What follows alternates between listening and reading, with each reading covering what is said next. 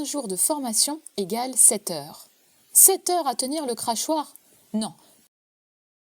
Pitié, stop. Laissons place au silence. Pourquoi faut-il laisser place au silence en formation? Certes, donner des exemples, raconter des anecdotes, témoigner de ses expériences, ça permet à l'apprenant d'imaginer de manière plus concrète le contenu de la formation. Mais c'est comme les bonbons. Si on en mange trop, on a mal au ventre. Là, si on a trop d'exemples, ils sont noyés dans les paroles, on ne sait plus où donner de la tête. C'est l'effet rebond. On part d'une bonne intention, mais c'est contre-productif. L'apprenant est perdu, il ne sait pas lequel sera le plus pertinent à retenir, si bien qu'il les mélange, n'en note aucun, attend que ça passe. Pire que ça, il décroche.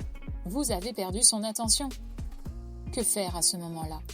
Pour vous rattraper, laissez un temps de silence. Laissez le temps d'assimiler cet enchaînement de vagues d'exemples pour marquer la fin de ce temps et la transition avec la suite de la formation. Plus que ça, explicitez la situation avec un « Après tous ces exemples, passons maintenant au point suivant ». Évidemment, en tant qu'expert du sujet, vous avez envie de transmettre votre savoir, de donner tous les éléments que vous avez en votre possession à vos apprenants chéris. On parle de la générosité de l'expert.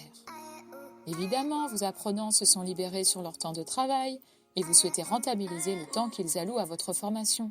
Mais c'est omettre plusieurs choses. Vos apprenants ne vont pas devenir experts grâce à vos paroles. D'ailleurs, est-ce vraiment le but de votre formation d'en faire des experts au même niveau que vous? Vos discrétions vont surcharger la mémoire de travail de vos apprenants. À la fin, ils n'auront même plus de place cognitive pour mémoriser les points les plus importants. Si finalement ils sortent de votre formation en étant littéralement saoulés et ne sachant pas quoi retenir de votre formation, c'est perdu. La question à vous poser est la suivante. Pourquoi ai-je besoin de tant parler, de tant monopoliser l'espace sonore? L'attention de l'apprenant est si fragile qu'elle a besoin de temps de pause nécessaire à l'intégration des propos. Et ce, toutes les 30 minutes. Bonne nouvelle, cette attention peut être nourrie par l'émotion. Une surprise, une blague, une référence culturelle commune, une modalité étonnante, un exemple unique particulièrement concret. Et cet espace sonore, il n'est pas uniquement parole du formateur et silence. Il peut aussi être parole des stagiaires, indices sonores, d'ongles, chrono, musique d'ambiance, selon les modalités pédagogiques. On parle d'éléments de gamification. Alors la prochaine fois que vous animerez une formation, pensez à nous et... Chut.